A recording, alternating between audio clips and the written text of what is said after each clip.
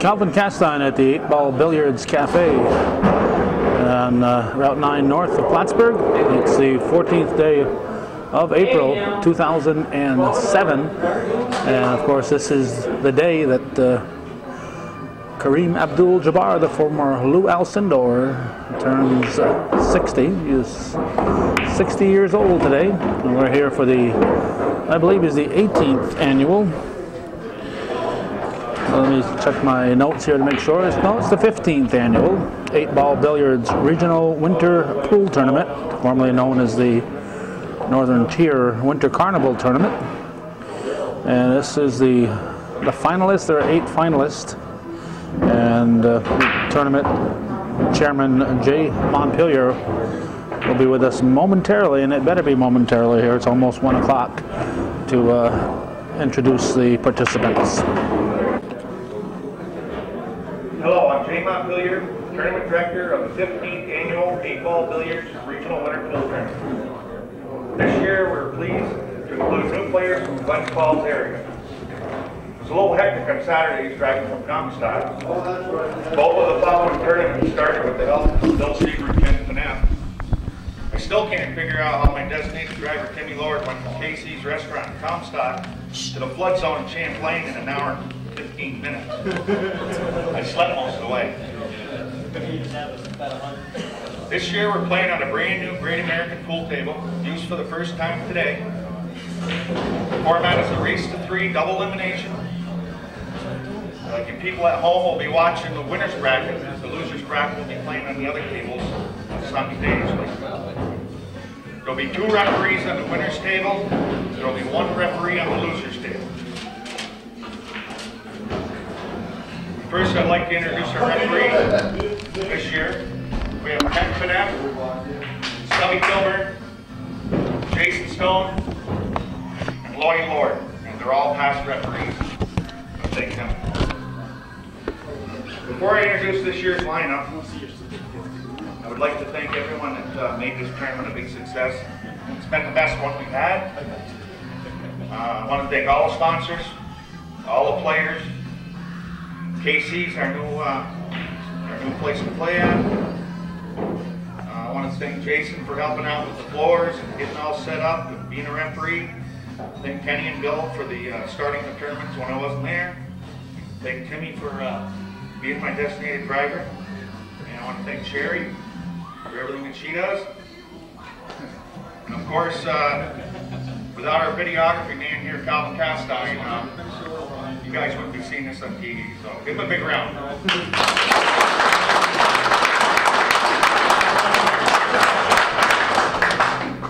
Now in the past, we've had a father and a stepson team. And this year, we're pleased to have the father and stepson team back. But this is the first time we've had a father and son team. So give those guys all around.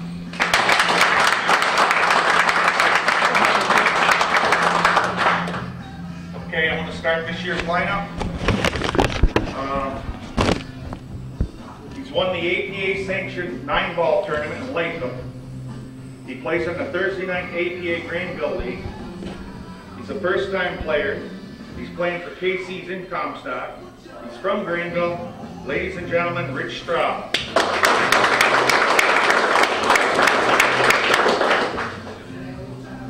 He placed 3rd in 2002. He plays for the Ellenburg VFW in the Northern Tier Pool League. His team took first place in the playoffs this year. He's playing for Flood Zone in Champlain. He's from Chattagay. Ladies and gentlemen, Jason Lord.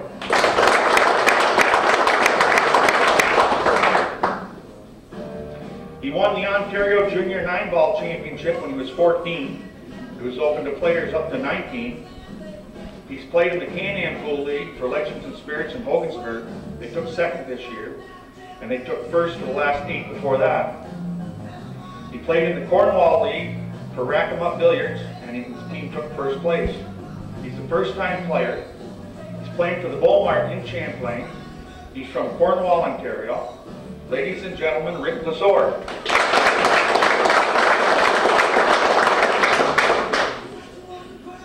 He qualified in 2002, 2003, and 2006. He played for the Ellenberg VFW in the Northern Tier Pool League. His team took first in the playoffs. He's playing for American Legion 912 in Ross's Point. He's from Chateauguay. Ladies and gentlemen, Timmy Lord.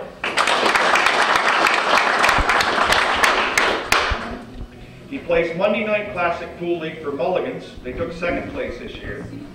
He plays Tuesday Night Fun Games League for the Log Grill in South Points Falls. They took first this year. He plays Thursday Night Granville League for KC's and Comstock. They took first this year. He took fourth place in the Northern New York 2006 tournament. He's a first-time player. He's playing for KC's in Comstock. He's from Fort Edward. Ladies and gentlemen, Gary Tucker.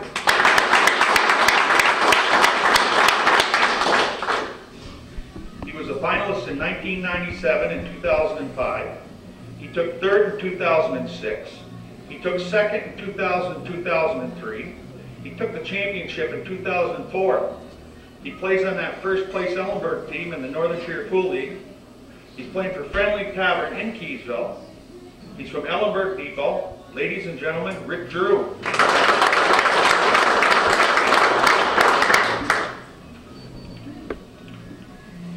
He was a finalist in 1994, 1998, 2000, and 2003. He plays for the Friendly Tavern in the Keysville Pool League. His team took first this year. They were 61 points ahead of the second place team. They also won the playoffs. He's playing for the VFW 1418 in Champlain. He's from Keysville. Ladies and gentlemen, William Siebert Jr.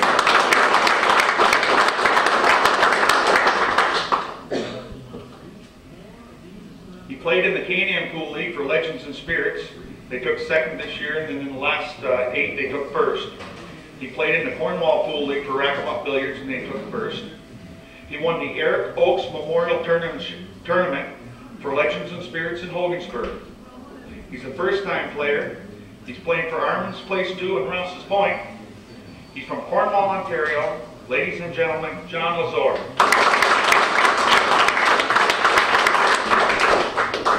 Now let's all stand for the Pledge of Allegiance. Pledge allegiance to the flag of the United States of America, to the republic for which it stands, one nation, under God, indivisible, with liberty and justice for all. Thank you, everybody. Enjoy the tournament. We're going to take our pictures now, and then we'll get rolling. Okay, scheduled 1 o'clock start. It's 1:26, and the break will take place. I believe we have Bill Seaver and Rick Giro going at it in game 1. It's a 3 out of 5. I call it a race to 3. Winner continues in the winner's bracket. Loser moves over to the loser bracket as it's a double elimination tournament. As we've said a couple times, it's the 15th annual tournament. It started off as part of the Northern Tier Winter Carnival. Hometown Cable's coverage was done by a couple of years by our buddy, the late Bob Venn, and for a year or two following Bob's death 10 years ago, in 1997, Bob's son Tom Venn covered the tournament for us, and then he decided he'd had enough fun, and I moved into the chair here to cover the tournaments. And it's a long day, sitting on a little stool, watching folks play pool. So if there's anybody out there watching, we'd like to hear from you. We didn't hear from anybody last year when we asked that question. We'd like to know at least 1 or 2 people are watching this. We're trying to keep enough light on the picture here. We're not quite sure where the iris setting should be. We're going to have the players in the dark. If we put it light enough so we can see the players like that,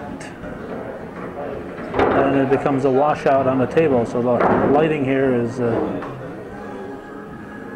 fine for the pool players, but it's not made for video coverage. Looks like he's got one more ball before he'll have a shot at the 8 ball. Going to shoot the 13. Looks like he's going to go to the side, and then he's going to have to leave his cue somewhere where he can probably put this cue somewhere to the right of the 8 ball, I would assume, is what he's hoping to do. But you can't plan on where you're going to put the cue ball unless you make your shot. In that case, the shot was not made, so it gives Rick Giro a chance to shoot.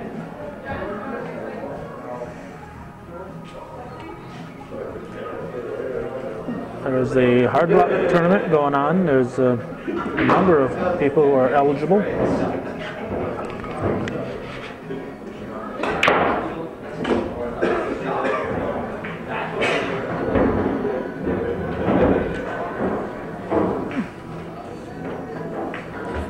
And a nice slice there by Rick Giro. So we have our own little sheet here now alongside of us, thanks to Jay Montpelier. It's, as we said, Bill Seaver and Rick Giro going at it here in the first game of the day. Next, it'll be the Lazors going head-to-head, John and Rick Lazor. Then Gary Tucker and Tim Lord. Then Rick Straub and Jason Lord will be the other matchup. Rick Giro surveying the table, trying to think a couple of shots ahead.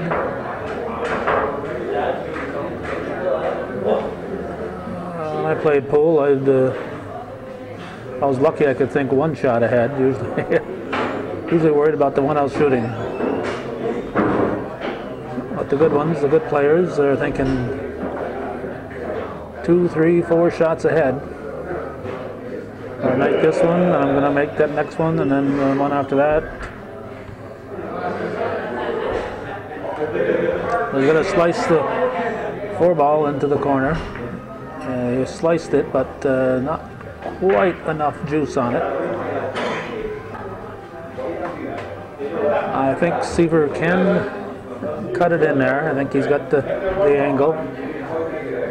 He can cut it in. It's just he's worried about where his cue ball is going to end up and how he'll shoot the 8. And of course worried about scratching, because his shot on the 13 is going to be just a very fine slice, but it should be enough to deflect the cue ball away from that corner pocket. I cannot see him scratching in that corner.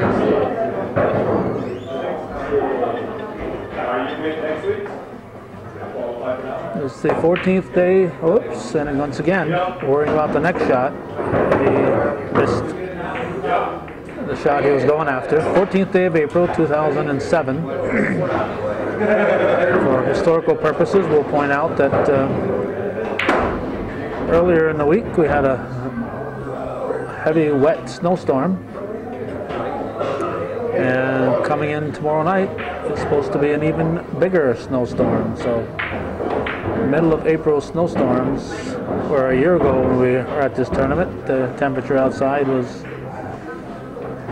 in the 70s. This year it's in the low 40s, upper 30s. But it's time for the weather to be in the mid-50s.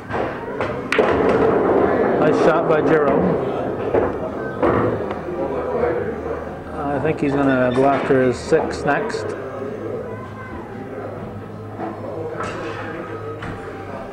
And then come back for the 5. But he's going to go for the 5.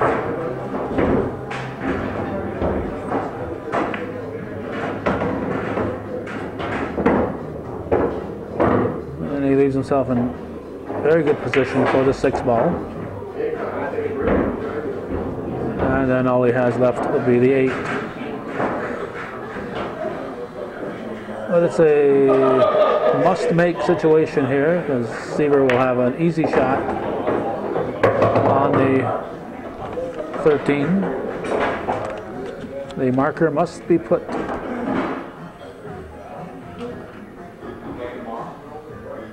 Yeah, on the corner, on the pocket, or the pocket. You can't just call it, you got to put the marker down, so there's no question.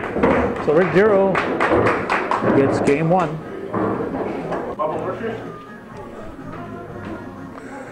Rick Giro will break for the second game. Again, best out of 5. That's the format they started last year, called a race to 3. And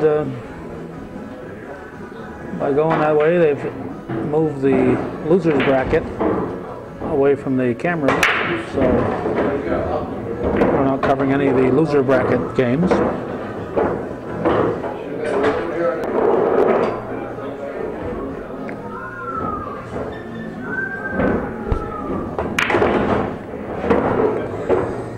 You must hit your own ball first. You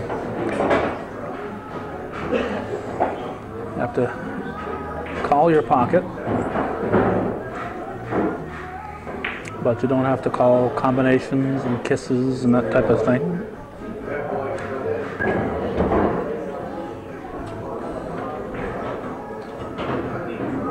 Looks like he's going to try to bring the 15 back into the corner.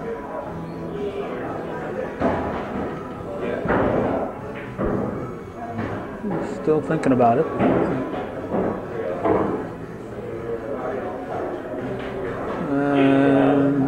So now, maybe I can't do that. So he's changed his mind. Looks like he's going to put the 10 in the upper corner on the right.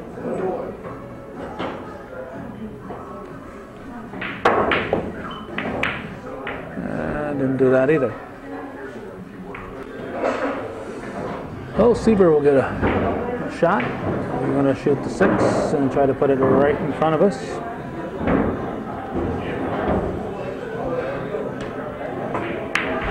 And he misses it. So pressure must be getting to these guys. It's, both of those shots were the type that you would expect people at this level of competition to make.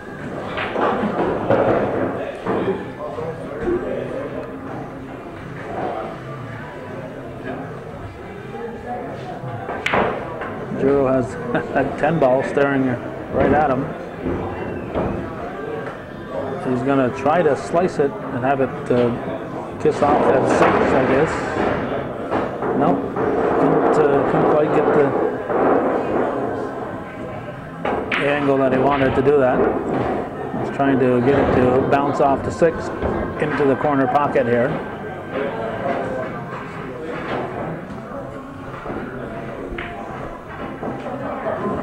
Looks like the 7 ball will be the choicest shot here. It'll be the choicest choice.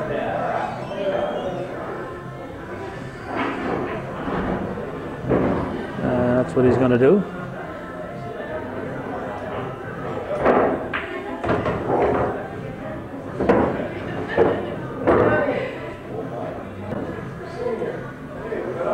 Two is near the bank. Seaver is checking to see if there's room to get it in there. I think there is, and that's the shot he is going for. The 2 on the side, he'll probably follow through and move that 1 out. A little back spin on it, a little bottom spin, and he comes back, and he's probably going to still look at that 1 ball down the rail. Probably try to get the bottom on it again. Nope. I thought maybe he was going to try to get some bottom and hope to get a little action from the cue ball to come back and break open his little 3-pack here. The shot is missed, and it's Rick Giro's turn.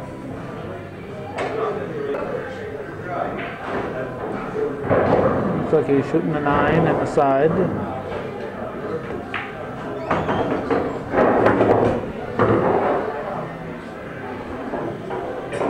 14's in a spot where he can pretty much get it at will.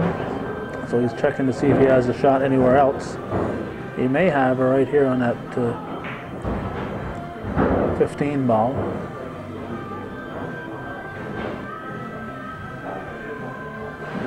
He's giving that heavy thought. I don't know if he'll get a better shot on the 15 if he doesn't take it now.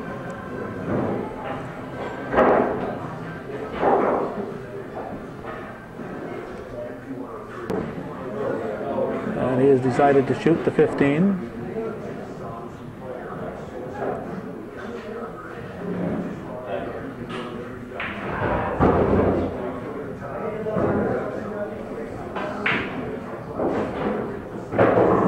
Still deciding.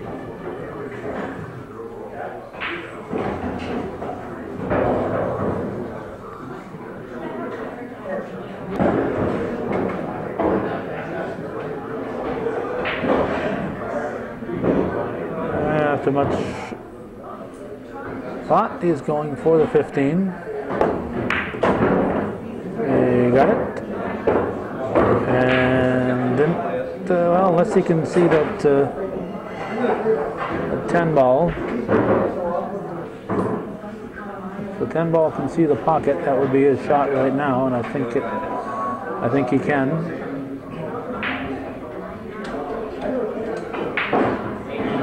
Probably put some bottom on it. Come back for the 12. We'll see. And he missed the 10. It was a relatively easy shot. And kind of opened up the table here for Seaver. He's got a couple that are near the rail, the 3 and the 6. I would shoot that 3 first. He's going to go for the 1. And follow it up probably with the 6, and then hope for position on the 3.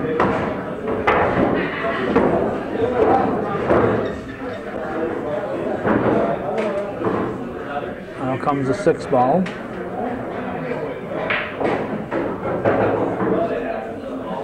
And there's a shot. And a little too hard.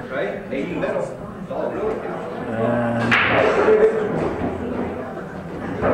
finalist tournaments here off to a slow shot. Slow start, I should say. Giro has an easy shot on the 14, and both the 12 and the 10 are in spots where he could get position on them. So I think going for the 14 would be as good a decision as any. 8 ball is right between the 12 and the 10.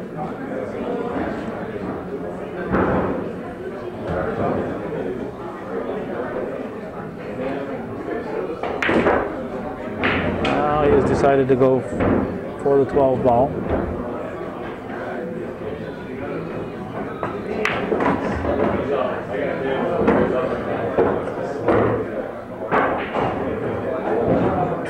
You can see that 10, but his question now becomes where his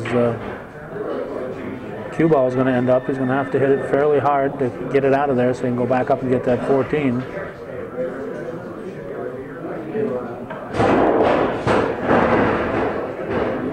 Seen some shots missed because they shot a little too hard on him. Just enough on that one. Beautiful positioning here. Giro, nice job on that one. Just hard enough to get himself positioned and not so hard that he had to worry about it bouncing around in that pocket and coming out. He's looking to see where he wants to leave the cue ball.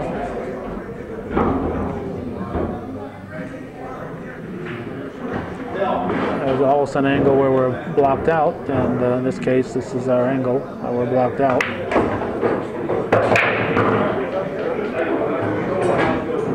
And Giro looking to take a 2-0 lead in his race for 3.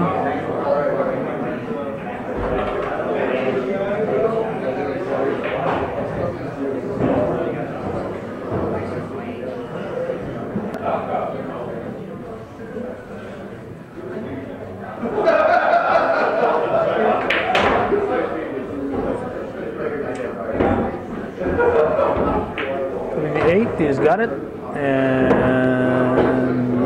no scratch. Although that came closer to the side pocket than he was hoping, I'm sure. So Rick Giro leading 2-0 in this race to 3. Game 1 of the 8-ball tournament here at 8-Ball Billiards Cafe. Now the third game, Seaver will break.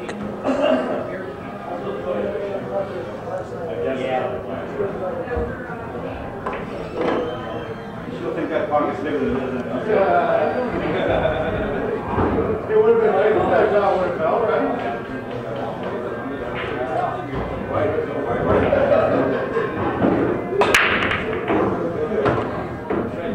You got one high ball in, but it remains choice. He could get 5 high balls in and still decide to choose low balls. As long as he makes at least one, it's his choice.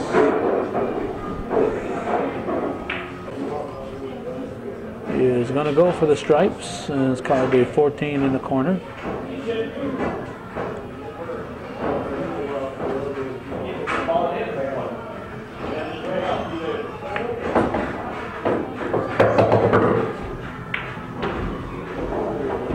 And now he's done a good job of hiding the cue ball.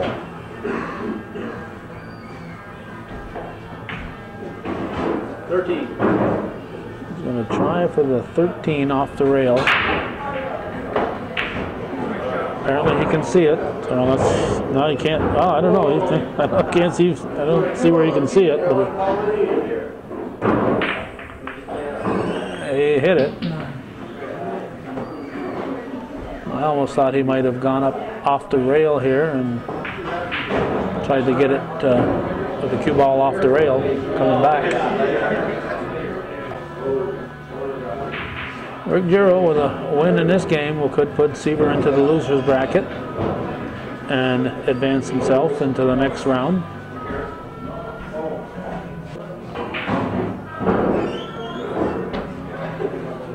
Calling a 1 in the side, I do not see how that 1 can possibly get it in the side, unless he's trying to shoot that 3 in the side. The 1 cannot make it. 1 was too far away from the pocket to be cut into that side. I think he just called it for the sake of calling a shot.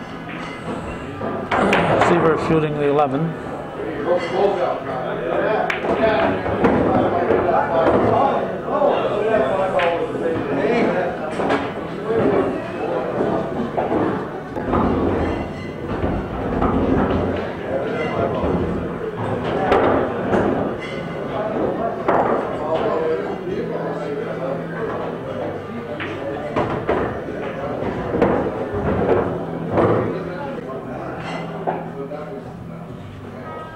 13 is in that little group. Just got to try to find a way to break that out of there.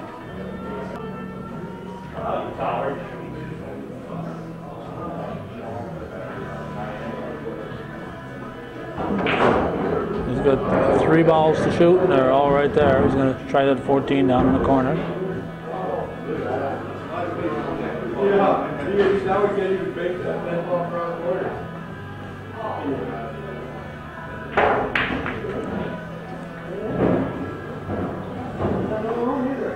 12, trying the 12 down. I think I said 14. It's a 12 ball. Doesn't even look like the 14.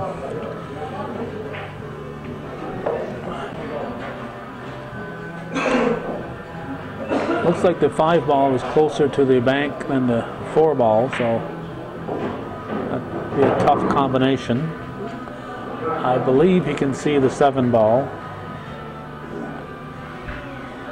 And that's where he's going.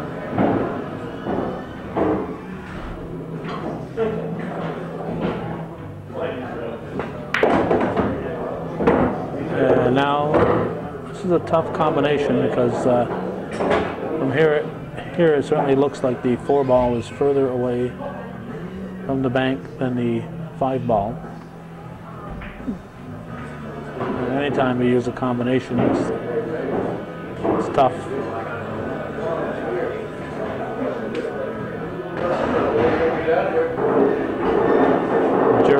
5 into the 4. Got it. Broke the 5 out.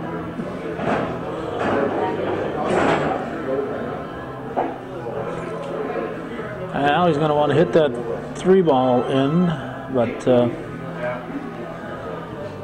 I'm not sure he can find a way to break out that 3 and 6 with the cue ball. Let's see what happens. He shoots the 5 down.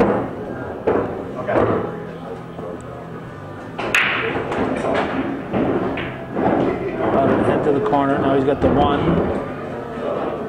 Hit the 2, 3, and 6 here.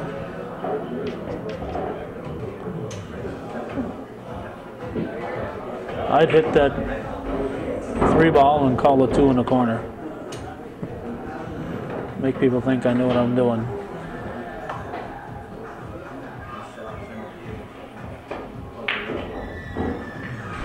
But he's going to try to slice the 1 into the side.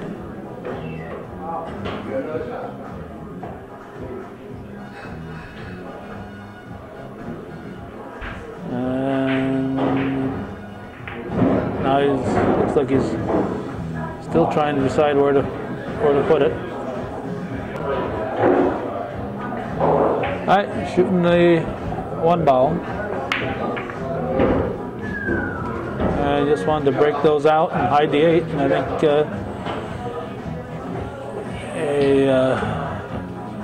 couldn't quite hide it from the 12. There are 2 referees here making sure that if there's any questions, it won't be decided by the participants. That'll be decided by the referees and the tournament director if necessary. I think he's going for a combo here.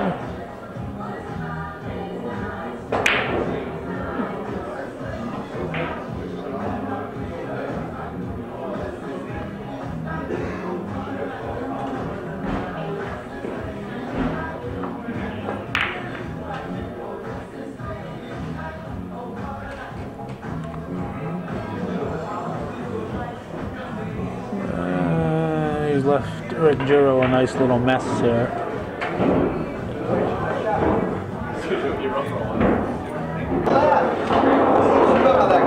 Going to try the 6 in the side.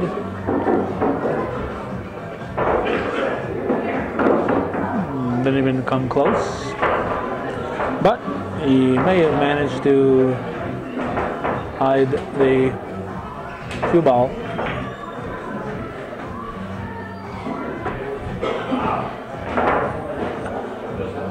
I think he can get through there and hit it. I'm not sure he can make the shot. Yes, you can make that same shot.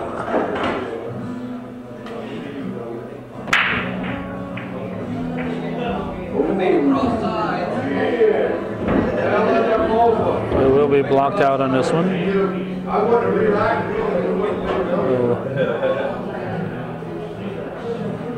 We'll try the tilted camera here. Let's see what we can see. Yep, made it. Nice shot. But did he hit his ball first? Apparently so. 6 ball moves. It must have been after the shot. He's going to try to put his 13 in the corner. Receiver has to win here to stay in this first match. Trailing 2-0.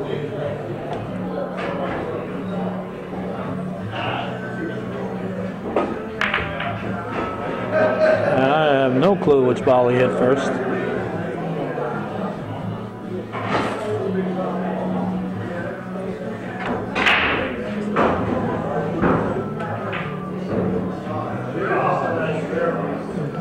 Rick Giro will go after the sitting duck, the pigeon.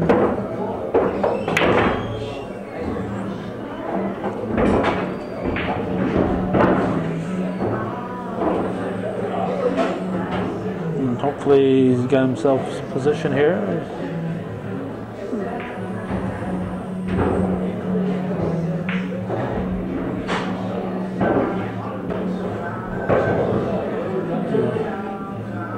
Going for the 2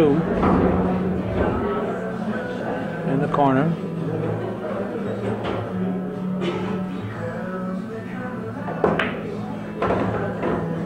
He's got it.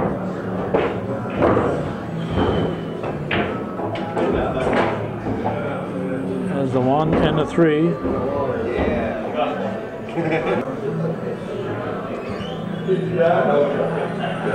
Here's gonna try to slice the 1.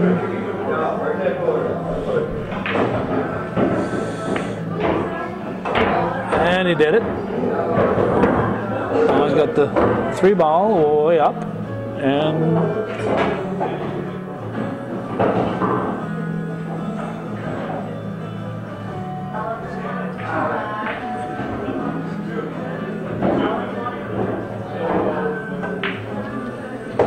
ball way up. It looks like the cue ball is touching the 13, so this is a tough shot. You're not able to get much of your cue on the cue ball.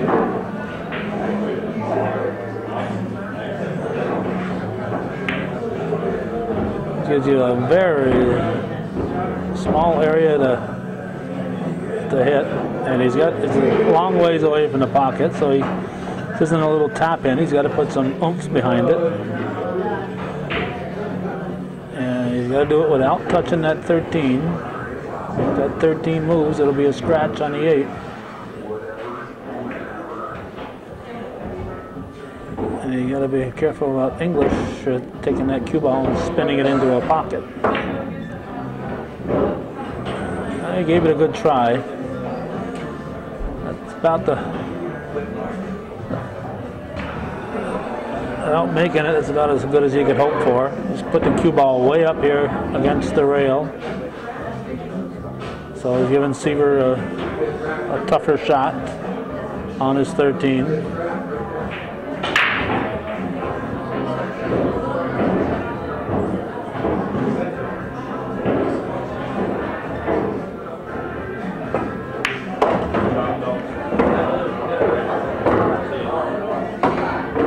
Scratch, and Seaver gave up, conceded.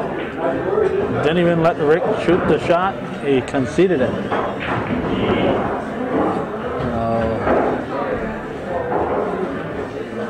I'm not quite sure if there's some kind of sportsmanship rule here that might come into play, but it's 3-0. Giro will advance. Seaver will move into the losers bracket.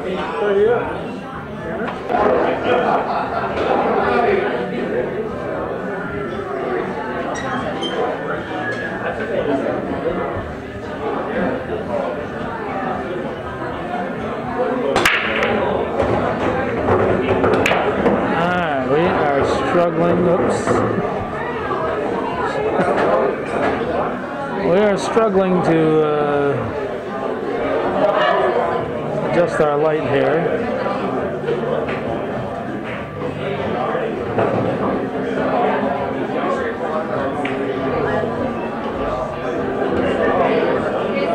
Alright. Don't give up on us here.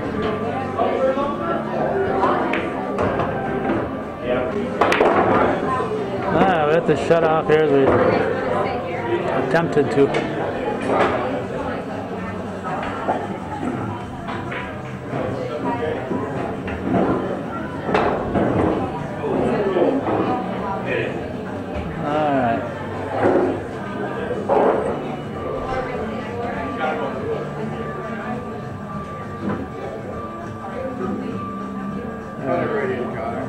There we go. We finally been able to access our controls while we're taping here. That was our problem.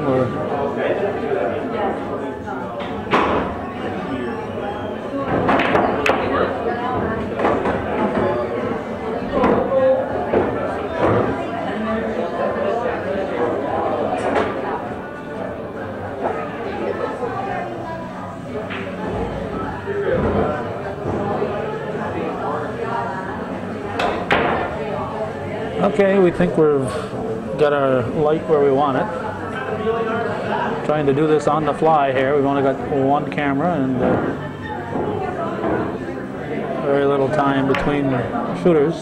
This is John Lazor.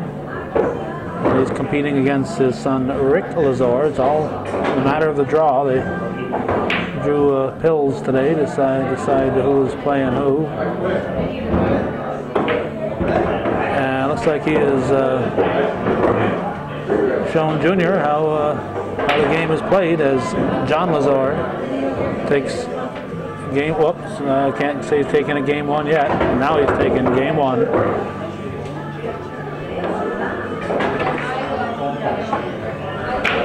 So the Lazors are both from Cornwall, Ontario. I don't think I got into where Seaver and Rick Giro are from because we just got done introducing them when their match started. Bill Seaver Jr., who just lost, is from Keysville, and he is here representing VFW Post 1418. That's on Route 11 in the Champlain Moores Town Line area. Rick Giro is from Friendly Tavern, and he is he's from Ellenberg Depot. Rick Lazor, who is shooting right now, is representing the Bull Mart outside of Rouse's Point, and John Lazor is representing Armin's Place 2 in Rouse's Point. Rick hoping to get a shot here and put some pressure on Dad as he trails 1-0 in his race to 3.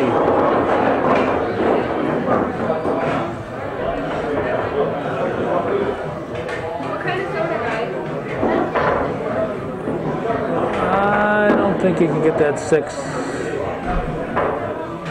by there.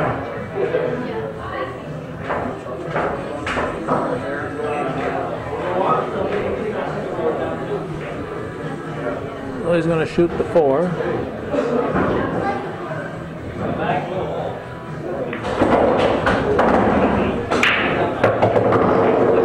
He's left himself a good position on the 3. I think he might be able to see that 2. And he's going to shoot the 5, it looks like. Follows it. Ends up touching the 3 ball.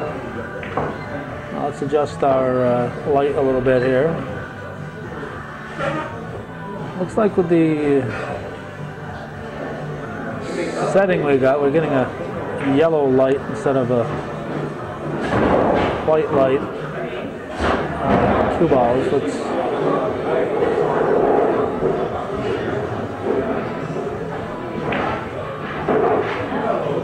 Alright, we're going to go with this setting here.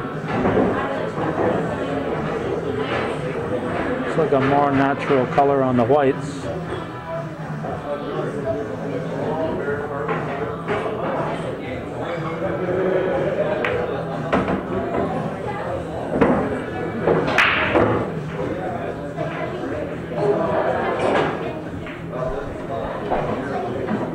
Lazor now.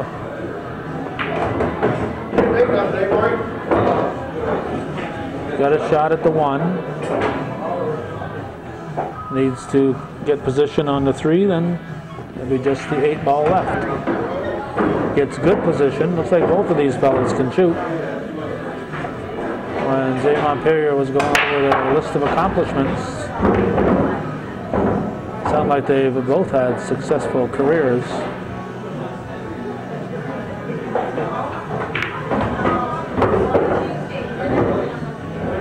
Rick Lazor looking to tie up this match, make it 1-1. But he's got a tough shot here on the 8 ball.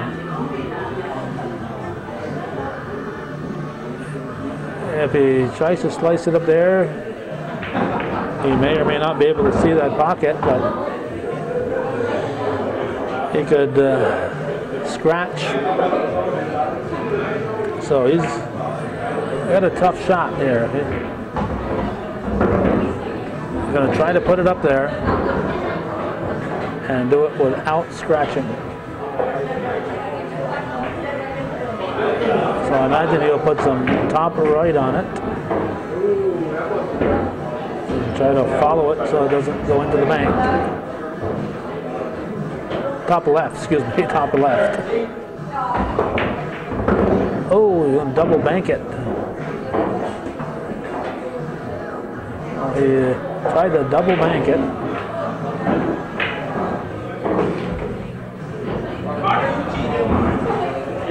And he left Dad a shot at the 11. John Lazor looking to move to 2-0 here against his son Rick.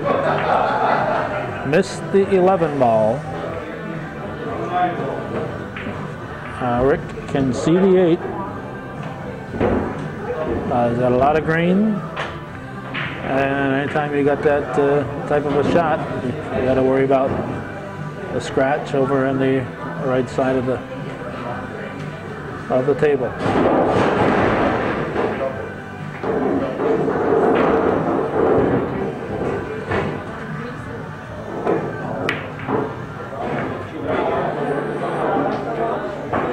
I think he worried about that scratch, and that's why he missed it. So, up until the last couple of shots, these guys both had been near flawless. Now it's up to John to run the table here.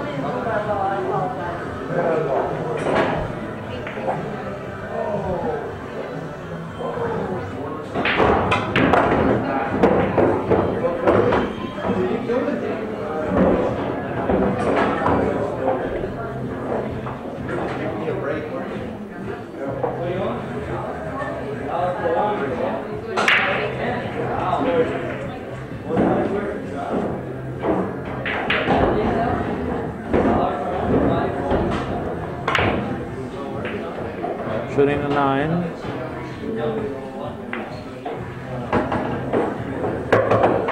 He's got it. Looks like he's going to go for the 10.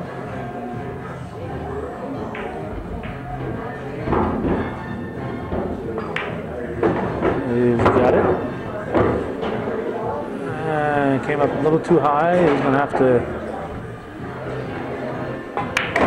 shoot that one and come back over the 13. And then he's got the 8 ball remaining.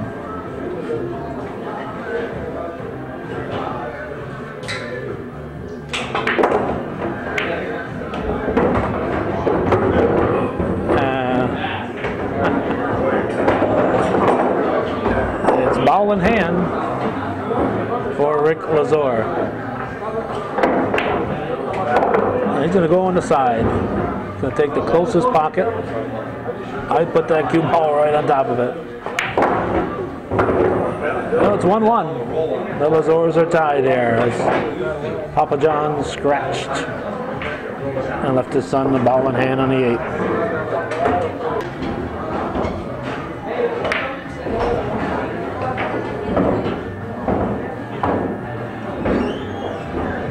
John Lazor breaking.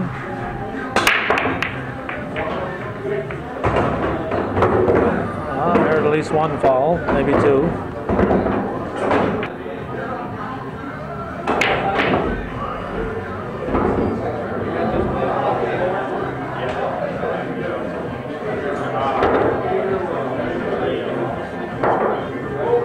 On the side, maybe a kiss.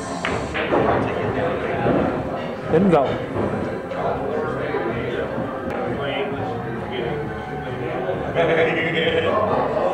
Oh, Rick Lazor doesn't really have a good look at anything out there. Maybe the 5 would be his best shot way up. Yeah, it is.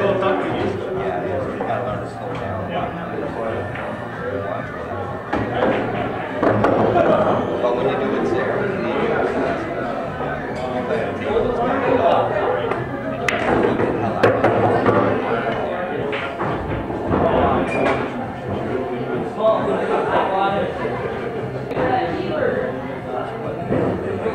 Looks like he's going to go for the 6. He's back, has position on the 4, which is on the rail, or near the rail.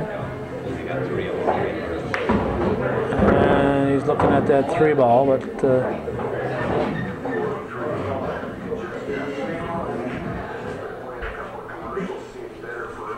he's got problems here with the 1 ball touching the 9.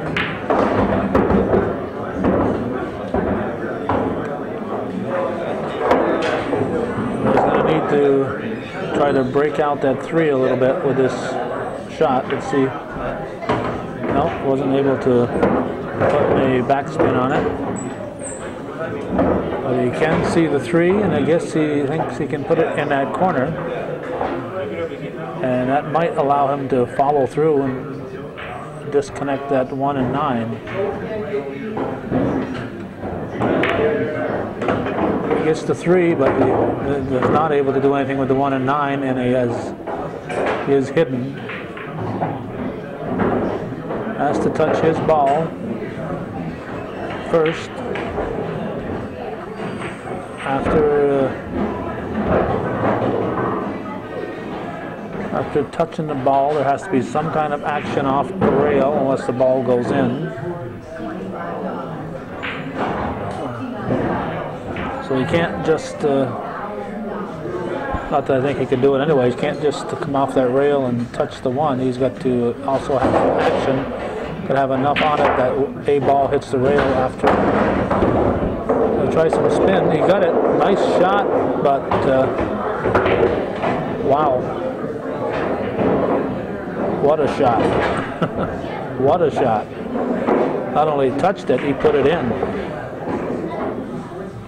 Shot of the day so far, and now he's shooting for that 8 ball.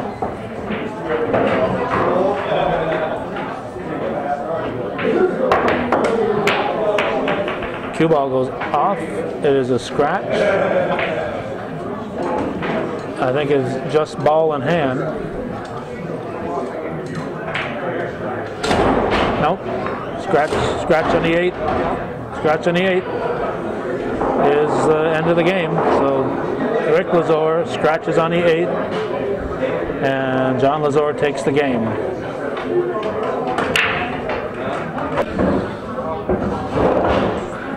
Up next will be Gary Tucker and Tim Lord, then Rick Straub and Jason Lord to follow. This is game 4 in the race to 3. Rick Lazor hoping to knot it up. He's got the 1 ball in but scratched. So it'll be ball in hand for his father John Lazor. He's going to shoot the 11.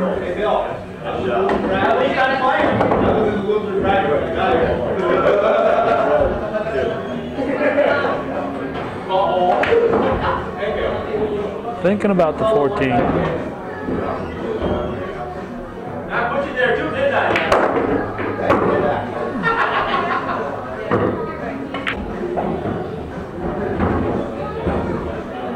I believe this is the first time for the Lazors in the tournament.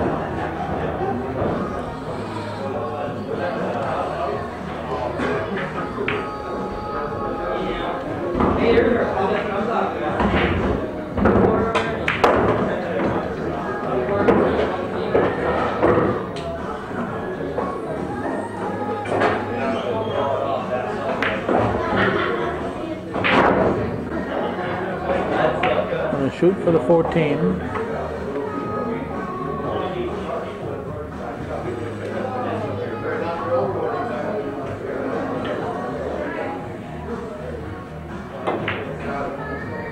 Missed the shot, but didn't leave his son much to work with.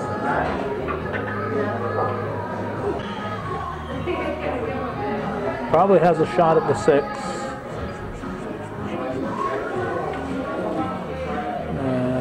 Looks like he does.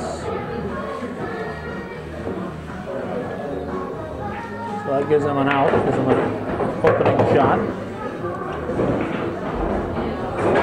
I think you can see the 4 past the 5 here.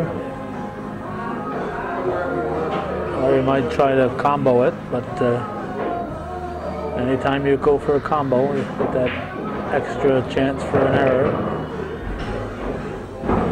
Try the 4 into the corner. He's going directly for it. There he gets it. Now he's got a shot at the 7 in the side.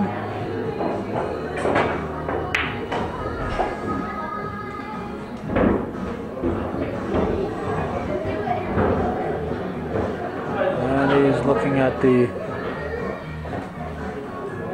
2 and 3 to see what he can do after. He's doing a little planning ahead. Gets the 7 in the side. Gets behind the 5 though. I don't think that was part of the plan. From here it certainly looks like the 5 is too far from the pocket, too close to the rail to be sliced in. Looks like he's considering that. Oh, he's calling something into the corner. He's going to try to hit it off the rail and follow it up into the corner. Nice try. Nice try by Rick Lazor.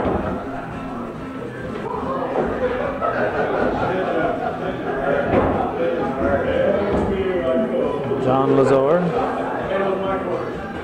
Looking to put one in the corner, he does.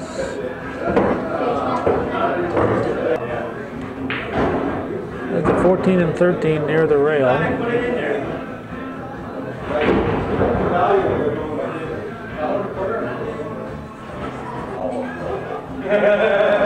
got an open shot at the 9. May use that to see if he can get a better position, but I think he might as well shoot the 15 right now and try to hit the 13 into the 14. Break them out a little bit. Now, can the 13 get by the 14?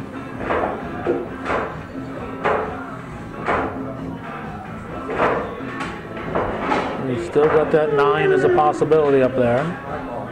And it looks like that's the one he's going to go for.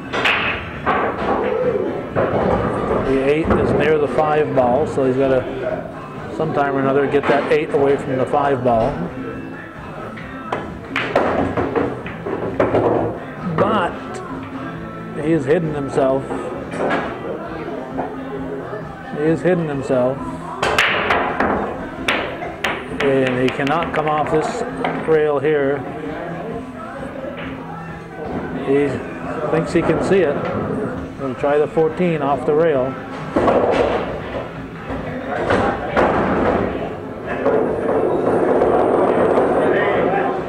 He's going to be coming off the bank above that side pocket and trying to get enough spin on it. And it's a direct scratch. The spot he needed to hit was right there where the hole is on the side. So that was the only good spot he could have hit to have a shot at that 14. He needed to have a bit of luck with the English that he put on the ball in order to get that one in, and just couldn't get enough English on it. Okay, he thinks he's going to put that 2 ball in. We'll see. It's going to involve a double kiss here, I would think.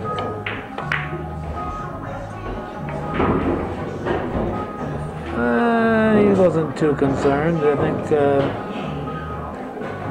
hiding that cue ball there is almost as good as making that shot.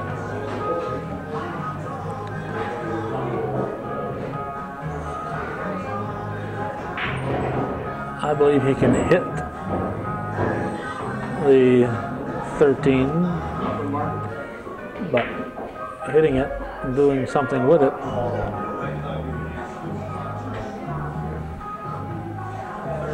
He's going to try to slice the 13 into the corner.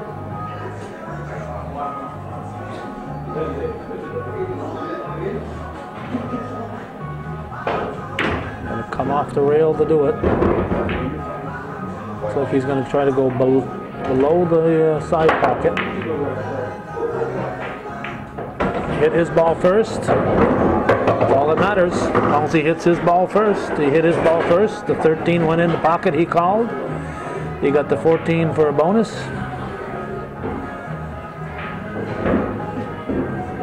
And now he's going to try to do something with that 8. The 5 is hiding it.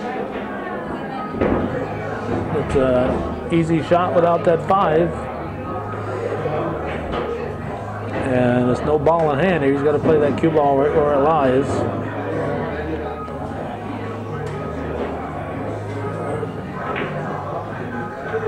He's going to try to bring it back.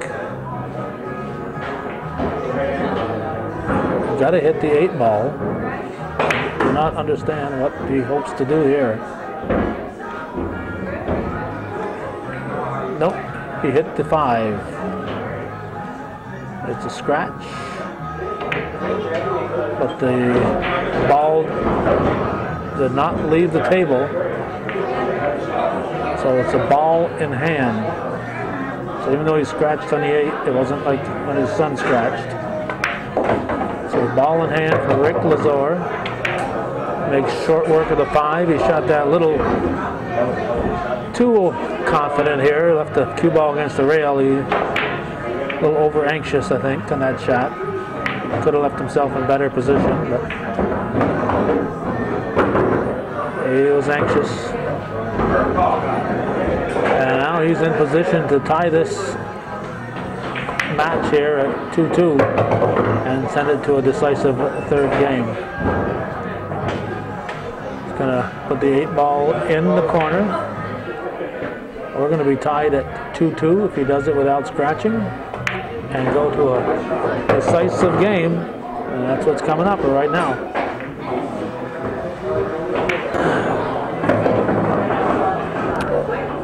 John Lazor will break in the rubber game of the match, I should say.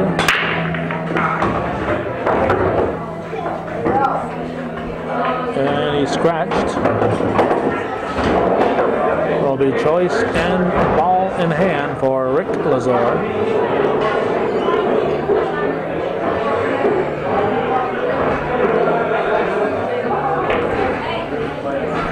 I know there have been many, or several I should say, Vermonters in the Final Four before. But with the Lazors from Cornwall and the 2 players from the Fort Edward Granville area, the tournament has taken on a much more regional flavor this year. And it's unfortunate that there isn't somebody from Vermont, so you could have a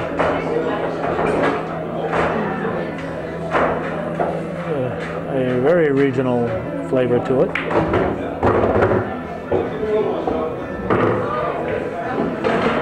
Rick Lazor looking to send Papa into the losers bracket. I think if Papa goes into that losers bracket, we will see him again.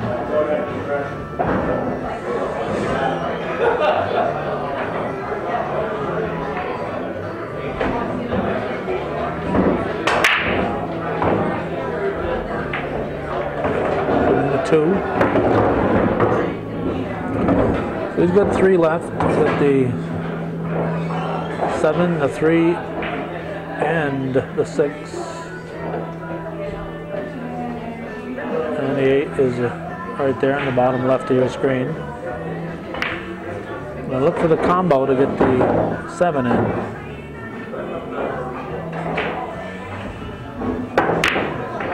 A little too hard. That needed a little more finesse. But it leaves the cue ball way down below into the corner.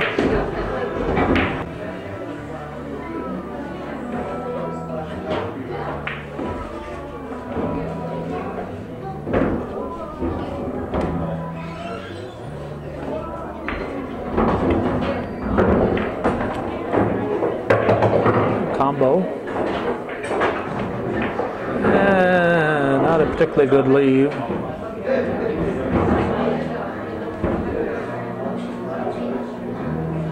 I think he can see that 11. He's going to try to slice the 11 in.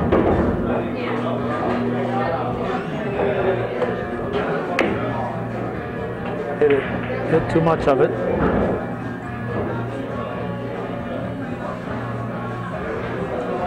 And leaves Rick with a tough shot. He is almost touching that 7 ball. Well, you can see from the shadow there that he is about a millimeter away from touching it. So he can't do anything without hitting that 7. And he's too close to the 7 to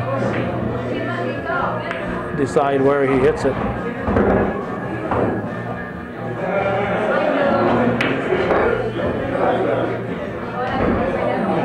Trying to figure out the geometry here. You don't think so?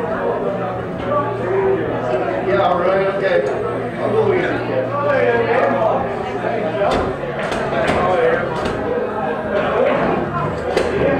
And he can't just hit it real hard willy-nilly because the 8 ball is in the vicinity.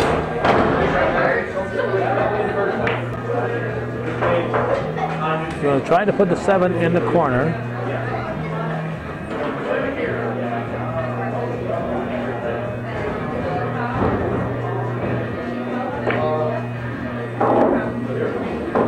The ball hit the rail after the shot, so it's a legal shot. It leaves his father with pretty good table here.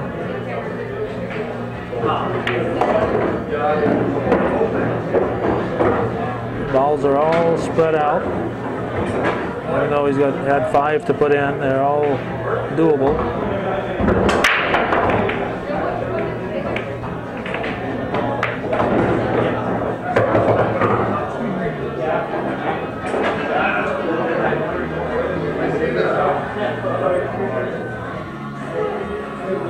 He's looking at the 11, but you got to get that 12. He's not going to get better position at that end of the table than what he's got right now.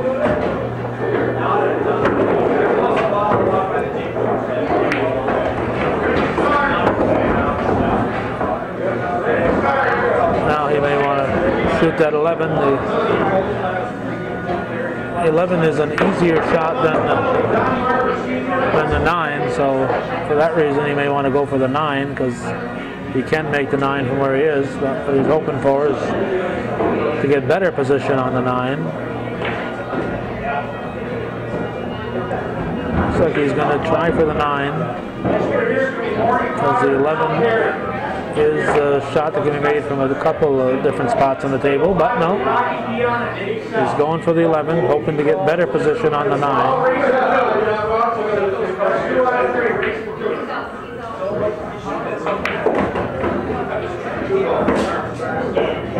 And I don't think he got better position on the 9.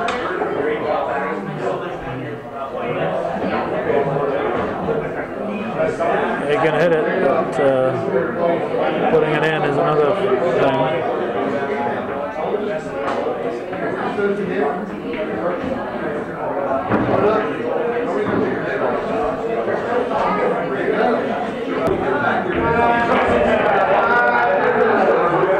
I'll try to come off the rail.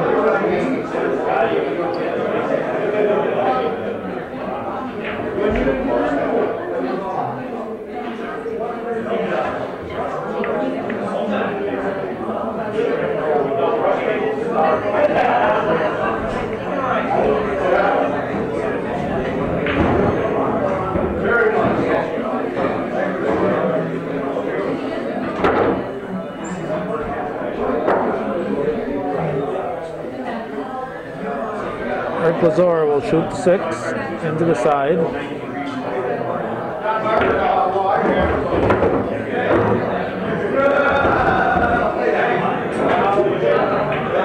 Now going for the 3.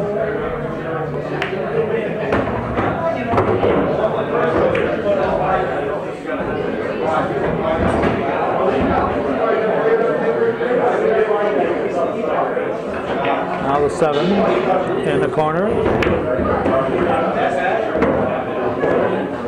Leaves himself pretty good position on the 8.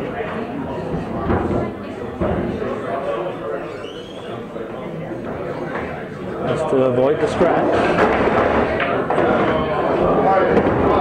There he does it. And Rick Lazor sent his father into the loser's bracket.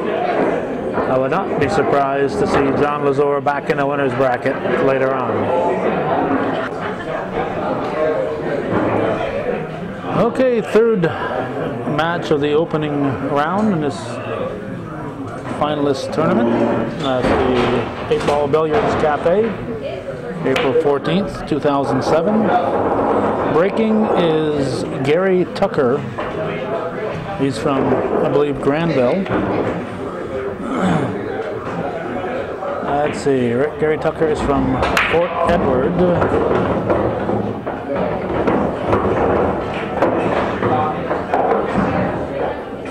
And he is representing Casey's Restaurant. Apparently there are 2 people representing Casey's Restaurant. At first I thought there might have been a restaurant in Granville and one in Fort Edward, but the only thing that's told to us here is their hometown, and Tucker is from Fort Edward, and Rick Straub, who will play in the next match, is from Granville. Not sure where Casey's Restaurant is located. I believe we heard Jay Montpelier mention Comstock, so that might be where it's from. Yep. Yep, we're looking at the back of their shirts, and Casey's Restaurant is from Comstock. And a name that's familiar to many of us because of the prison facility that's there.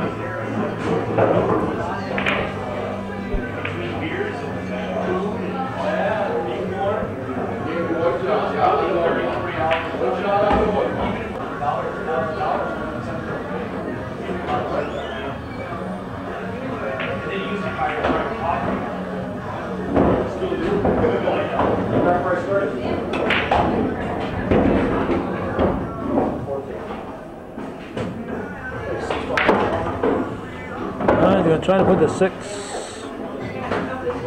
down that way. It's going to take a mighty fine slice to do it.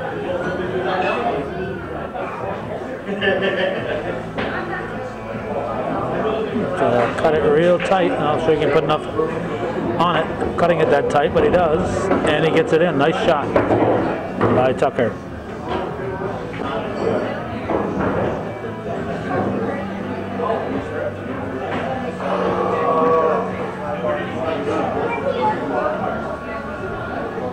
Shooting a 5.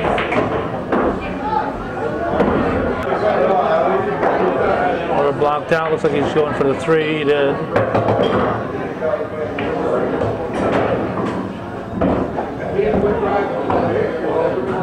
Playing against Tim Lord.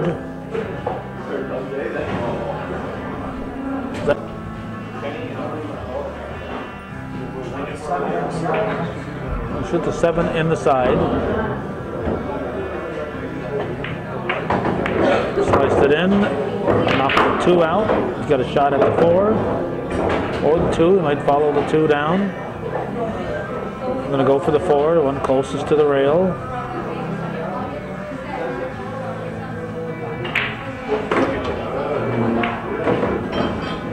And keeps position on the 2. Looks like he can put the 2 in the side.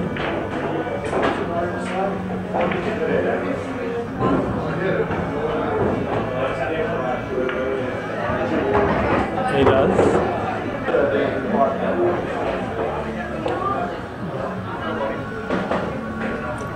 Put the 8 in the corner.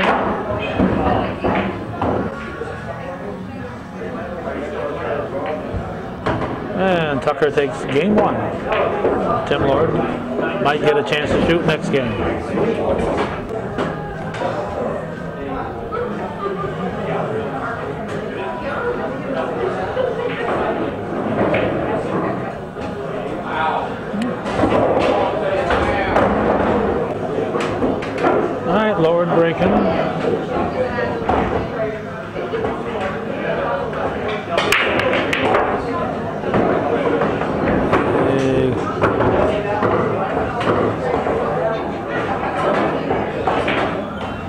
high ball.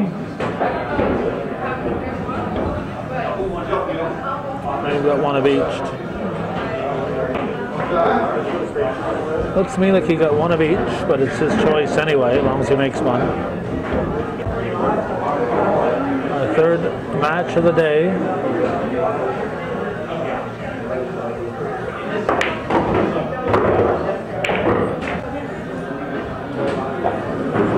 We're going to shoot the 2.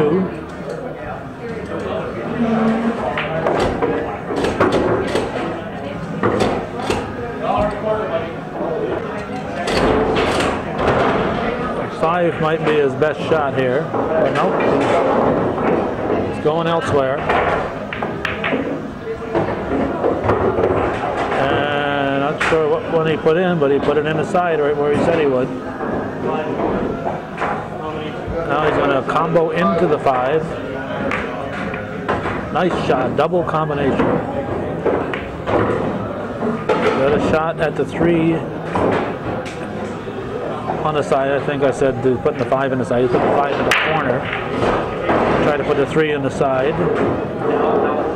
But he's got to keep position on the 4 and worry about getting position on the 8 after. I'm going to try to send it down into the corner. Did. Nice shot. Nice shot by Tim Lord.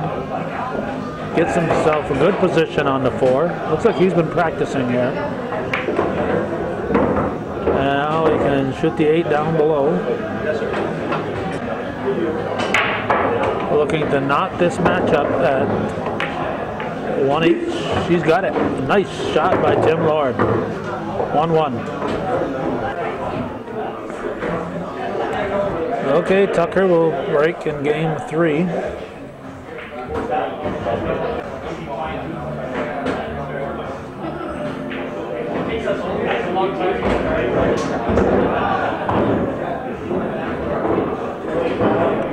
The brand new table here at the 8-Ball Billiards Cafe being used for the first time today.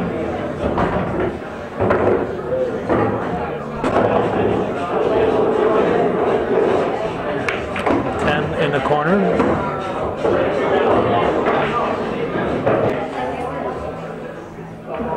Looks like the 12 is going down below.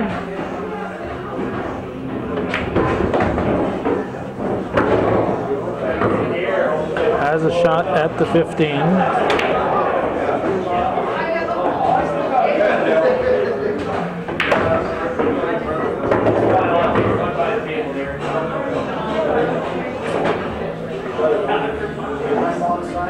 He'll use the 9 to try to get position.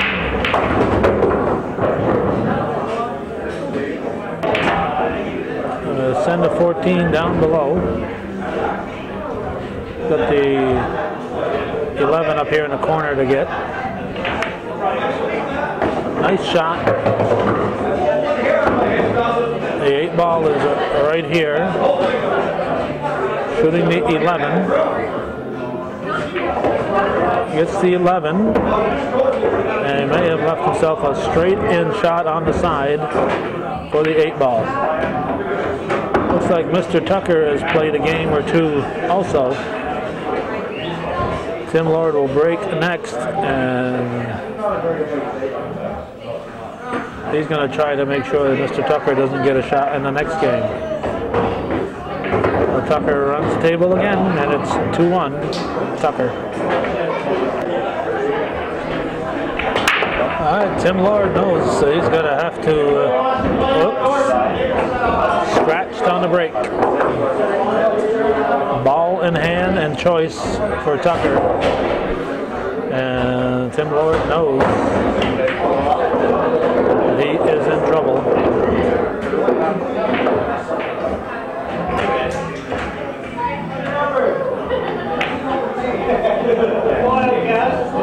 Tucker places the cue. Cue ball it is.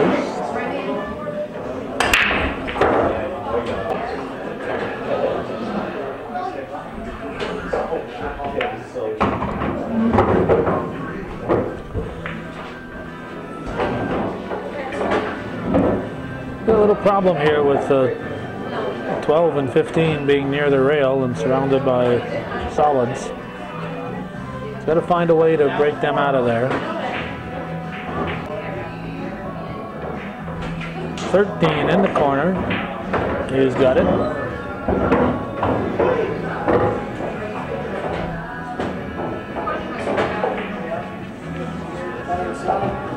Put a 10 on the side.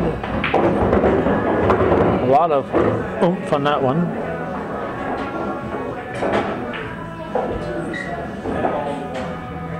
Put the 14 on this side. He's got some tough shots remaining here, though.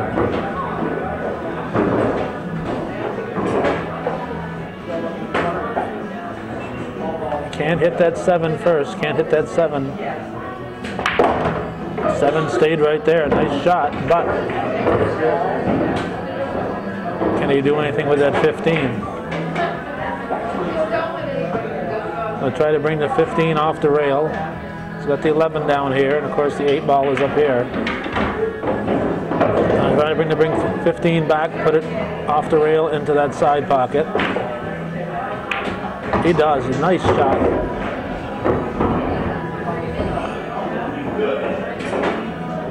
Looks like expanding this tournament has brought in a lot of new blood to this tournament and some excellent players. I'm very impressed with Mr. Tucker and both of the Lazors.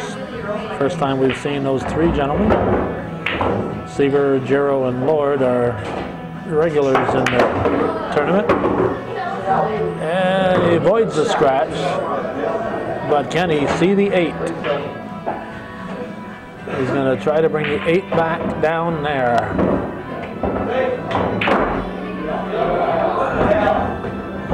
Looks to me like he's going to have the cue ball hit the rail and come back into the 8, which is harder. Now he decided to put it up here. Okay. He's going to try to come off that rail on the side. Hits it. Good shot. Good try. Tim Lord has to run these.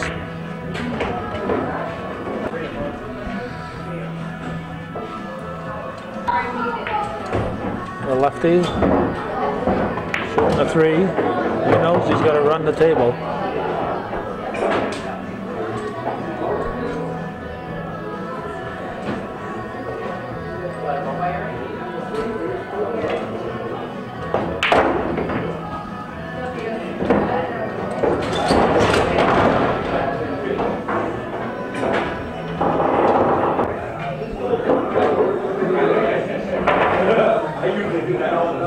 Ball is up here right against the rail. So that takes a little of the pressure off Lord because there are spots on this table where, yep. All he wanted to do was call the pocket, but he wasn't really worried about making the shot. That ball is right on the rail. I don't think he can hit it, but you got to hit it, but got to try to hit it and follow it all the way down. Nope.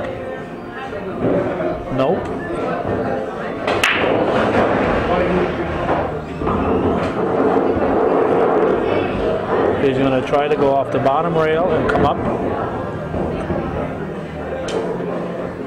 This would be one heck of a shot if he's successful. He misses it. Goes ball in hand for Lord. Look to put the 7 into the corner.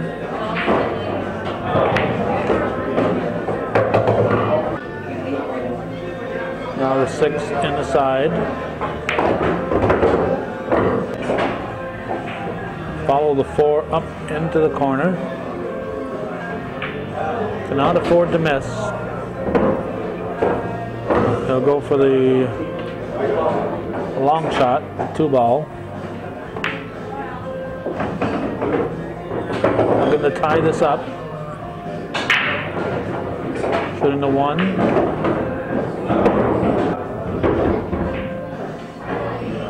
And we're going to the 5th and deciding game.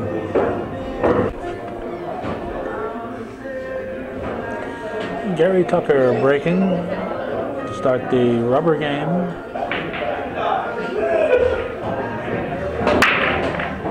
And winner of this one will go to the next round in the winner's bracket. The loser will go to the loser's bracket in this double elimination tournament.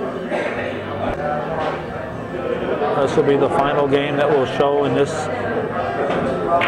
segment. Looking to put it in the corner. He will.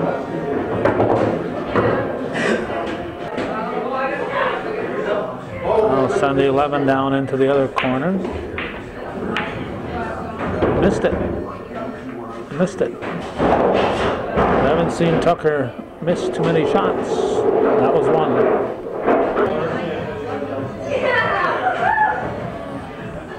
Tim Lord just wanted to make some contact. We've got a mess along that rail over here.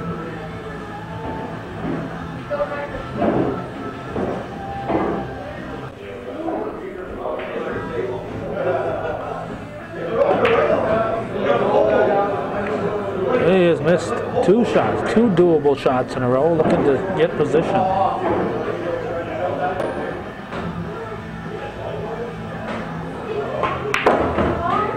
It's the 7 in the corner. 1 inside. To the yellow one in the side, the 1 ball. I left his 2 ball next to the rail.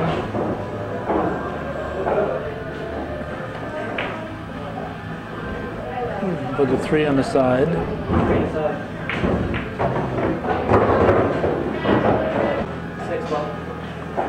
We'll shoot the green one, the 6.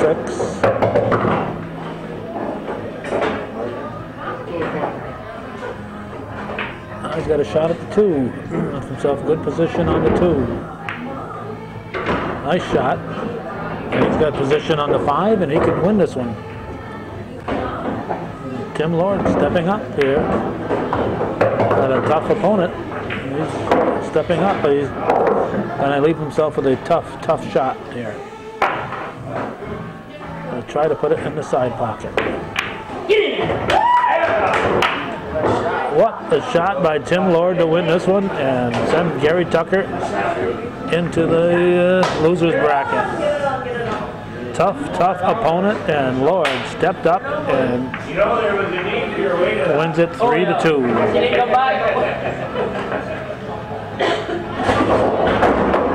That's it. Thanks for watching. Watch for the next action here on Hometown Cable.